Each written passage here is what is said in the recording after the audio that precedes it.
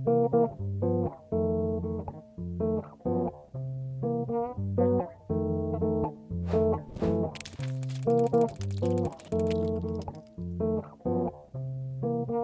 день, дорогие друзья! Добро пожаловать на курс коротких лекций, посвященных тому, как в разные эпохи, в разных местах земного шара люди употребляли алкоголь. Мы будем говорить о застольных традициях, о производстве разных напитков, о культуре. И мы постарались для разных лекций подобрать разные напитки, связанные с ними. Вот сегодня пойдет речь о Древней Греции. И с древнегреческим вином, конечно, есть проблемы, по крайней мере, с древним. Но вот мы выбрали виски Гранц по такой неожиданной ассоциации. Как все знают, Древняя Греция – родина множества наук, в том числе геометрии. И поэтому, наверное, вот эта геометрическая форма бутылки, такой красивый треугольник, и должна вызывать ассоциации с Древней Грецией. У древних греков было очень много свободного времени. И можно им только позавидовать. Мы, конечно, сегодня понимаем, что дело в том, к сожалению, что на них работали рабы. И это нехорошо, безусловно. Но, с другой стороны, именно поэтому они могли, такой среднестатистический грек мог довольно много времени уделить спорту, искусству, беседам с друзьями, развлечениям и дружеским пирушкам. Вот это было любимейшее завершение дня. С утра у грека много дел, жены сидят дома и особенно на улицу не высовываются, а приличный житель, скажем, Афин отправляется на рынок, за ним идет раб, хозяин все покупает, раб все несет, он общается со знакомыми, узнает новости, потом, может быть, занимается какими-то делами, где-то до середины дня. А к вечеру можно отдыхать. И вот одним из любимейших видов отдыха была пирушка. Была пирушка с друзьями. Причем они могли быть разные. С одной стороны, это могла быть просто пирушка. Есть знаменитая ваза в Эрмитаже, которая, как считается, называется «Последствия пирушки». Там изображен юноша, которому очень нехорошо, девушка держит его голову, а он, скажем так, облегчает свой организм. То, что часто бывает с неопытными пьяницами. Но понятно, что такое было. Но куда больше грекам нравились совсем другие пиры, которые назывались симпосий. Очень интересно, что от этого слова произошло слово «симпозиум», то есть собрание ученых, совещание, скажем, конференция, где они обсуждают важные научные вопросы.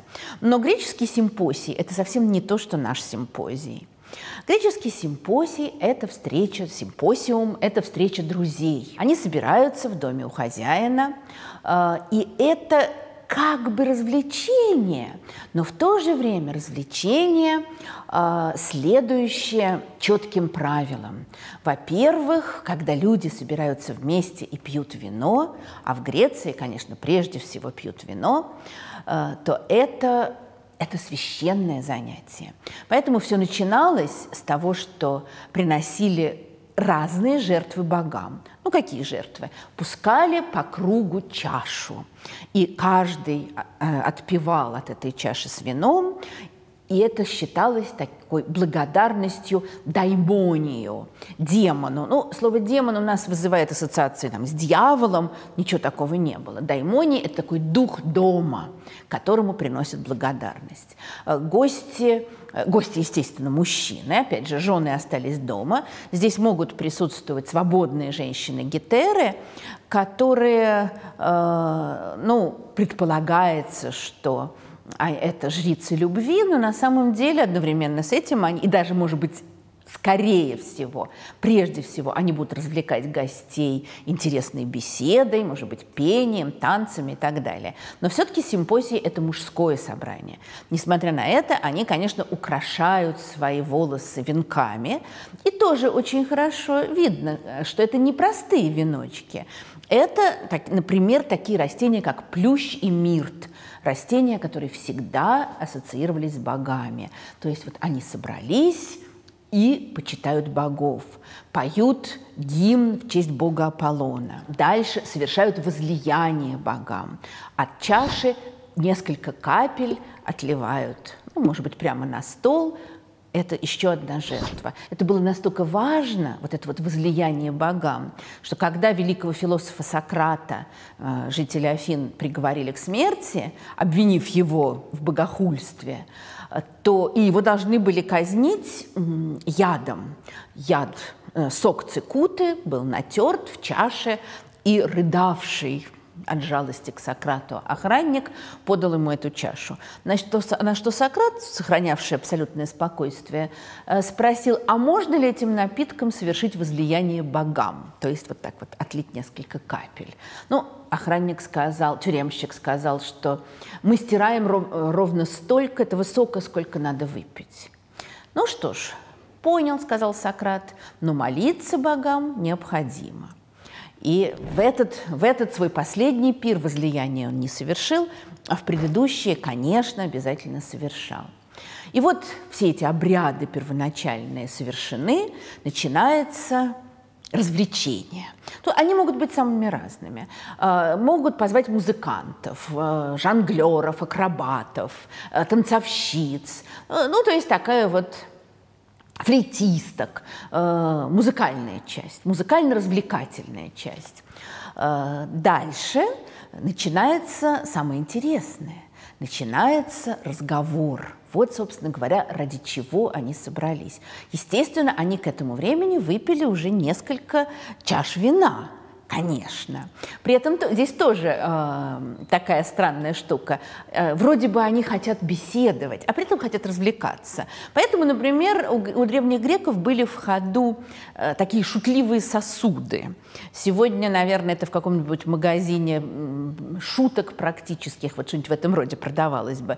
Например, это могла быть чаша, в которую тебе наливают вино, ты подносишь ее к губам, а вина нет. А оказывается, там какое-то двойное дно, куда это вино ушло. Ты ставишь чашу, а оно снова появилось. Ну, вот такие ненавязчивые шутки.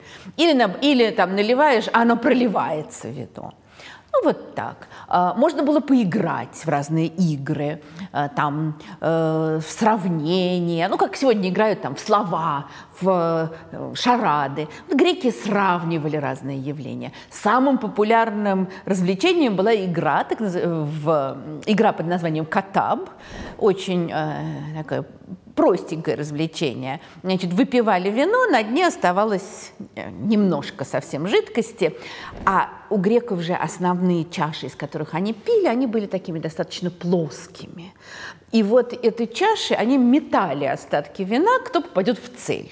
Ну, легко понять, что чем ближе к концу пира, тем сложнее было попасть в цель, и тем веселее все это происходило. Но все-таки главное, надо было поговорить. Надо было задать тему. Иногда, например, соревновались, кто лучше произнесет речь. Иногда просто все высказывались на одну и ту же тему. Это всегда казалось очень важным.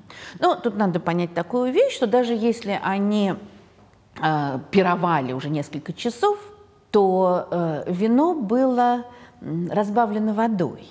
Интересно, что очень иногда разбавляли соленой водой. Это считалось особый такой вкус. Я думаю, что даже, может быть, правильнее сказать, что они не столько разбавляли вино водой, сколько они воду подкрашивали вином. Там разные были пропорции, в которых это сочеталось. И таким образом вода оказывалась просто более гигиеничной, более здоровой. Они, естественно, ничего не знали про то, что там надо воду кипятить, но почему-то понимали, что если вода с алкоголем, то меньше риск желудочных заболеваний. А с другой стороны, можно было пить много вина, веселиться, но не доходить вот до тех последствий пирушки, которые изображены на одной из греческих ваз. Это знаменитая особенность греков. Александр Сергеевич Пушкин, который много чего знал про Грецию и любил ее, у него есть знаменитое стихотворение: «Что же сухо в чаше дно, наливай мне, мальчик резвый, только пьяное вино раствори водою трезвой. Мы не скифы, не люблю, други, пьянствовать бесчинно. Нет, за чашей я пою или беседую невинно». Почему мальчик резвый? Потому что были специальные молодые люди, которые прислуживали. Вот их задача была в больших таких вазах смешивать вино, откуда уже его наливали пирующим. И дальше начинается беседа. Мы хорошо знаем, как проходила эта беседа, потому что одно из самых знаменитых древнегреческих сочинений – это книга Платона, которая называется «Пир», где гости собираются. Причем это, конечно, философское произведение, но там очень хорошо показана пирушка, как они ждут Сократа, который на улице где-то отстал и задумался. Кто-то мучается от похмелья, потому что вчера была такая неинтеллигентная пирушка. Потом говорят: а сегодня будем разговаривать. Вот флейтистку отпустите, пусть она или идет домой, или пусть идет женщин развлекать, а мы будем разговаривать. И они выбирают тему «любовь». И каждый из них произносит речь, посвященную любви. При этом, естественно, они продолжают пить прекрасное греческое вино. Вот так древние греки пировали. Наверное, поэтому понятно, как им удалось создать такую великую культуру.